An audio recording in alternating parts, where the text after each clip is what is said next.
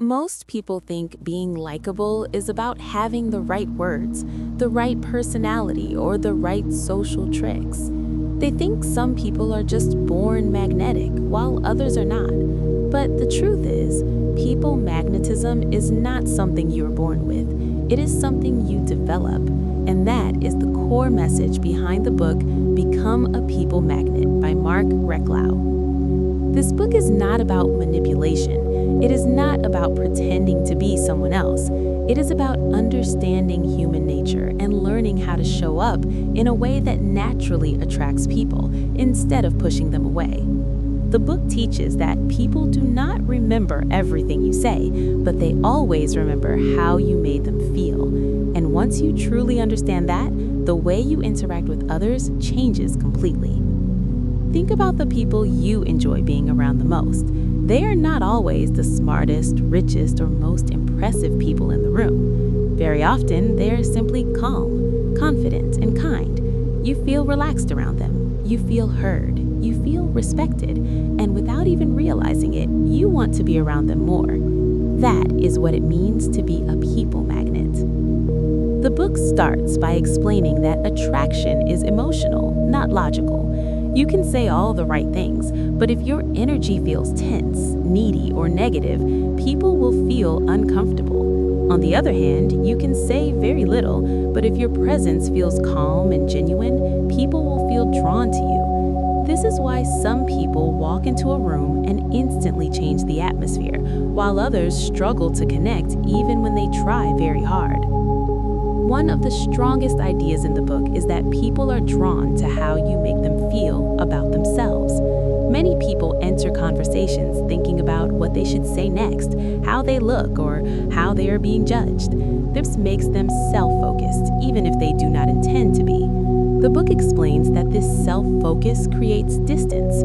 People can sense when someone is more concerned with themselves than with the person in front of them. The book gives simple, everyday examples.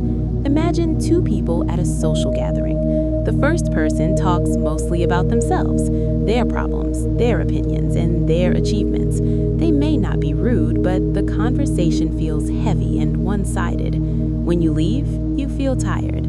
The second person asks how you are doing, listens without interrupting, and reacts with genuine interest.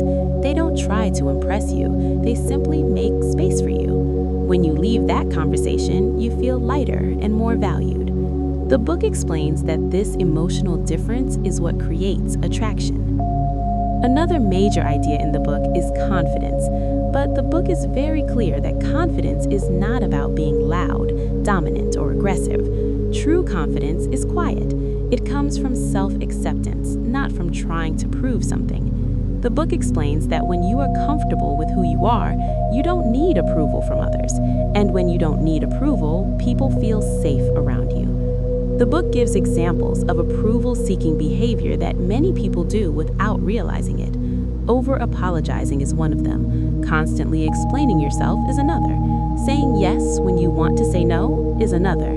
These behaviors send a signal that you don't fully respect yourself, and even though people may not consciously notice it, they respond to it emotionally. Now, imagine someone who speaks calmly, doesn't rush their words, and doesn't feel the need to justify everything they say.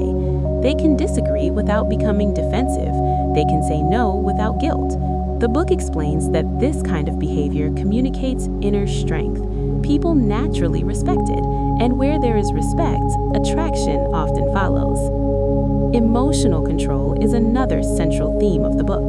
Marc Reklau explains that the person who controls their emotions controls the interaction. This doesn't mean suppressing emotions or pretending you don't feel anything. It means choosing how you respond instead of reacting automatically. The book uses common conflict situations to explain this. Imagine a disagreement at work. One person becomes angry, raises their voice, and tries to dominate the conversation. The other person stays calm, listens, and responds slowly and clearly. Even if the calm person says fewer words, they appear more powerful. Others in the room instinctively side with them. The book explains that calmness creates authority, while emotional reactions weaken your position. This idea also applies to personal relationships. When someone criticizes you and you immediately defend yourself, argue, or try to prove them wrong, the conflict escalates. But when you stay calm and acknowledge their perspective without losing yourself, the tension often dissolves. The book explains that emotional stability is one of the most attractive traits a person can have. Another major idea in the book is generosity, but again, not the kind of generosity that expects something in return. The book warns against hidden contracts in relationships. These are situations where you give, but secretly expect appreciation, loyalty, or favors later. When those expectations are not met, resentment builds. The book gives examples of people who constantly remind others of what they have done for them. This behavior pushes people away. On the other hand, when you give freely without keeping score, people feel relaxed around you. They feel no pressure, and ironically, they are more likely to want to give back. Listening is another powerful theme throughout the book. Marc Reklau explains that most people don't listen to understand. They listen to respond. They are waiting for their turn to speak. The book points out that deep listening is rare, and because it's rare, it's incredibly attractive. The book describes situations where someone barely talks in a conversation, yet is later described as charming or charismatic. Why? Because they made the other person feel important. They asked follow-up questions. They remembered details. They were present. The book explains that people often mistake talkativeness for charisma, but true charisma comes from attention. Positivity is also discussed as a key element of being a people magnet.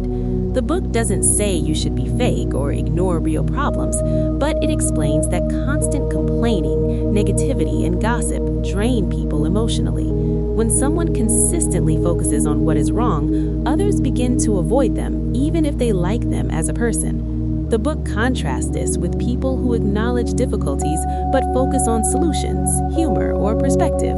These people feel emotionally safe. Being around them feels like relief.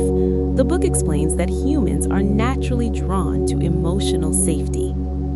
Authenticity is another idea that appears repeatedly throughout the book. Marc Reklau strongly criticizes using social tricks, manipulation, or fake personas. He explains that people are extremely good at sensing when someone is not being real. Even if they can't explain why, they feel uncomfortable. The book gives examples of people trying to act confident when they aren't, using scripted lines or copying behaviors that don't fit their personality. This creates inner tension, which others can sense. The book argues that real confidence comes from alignment between who you are and how you act.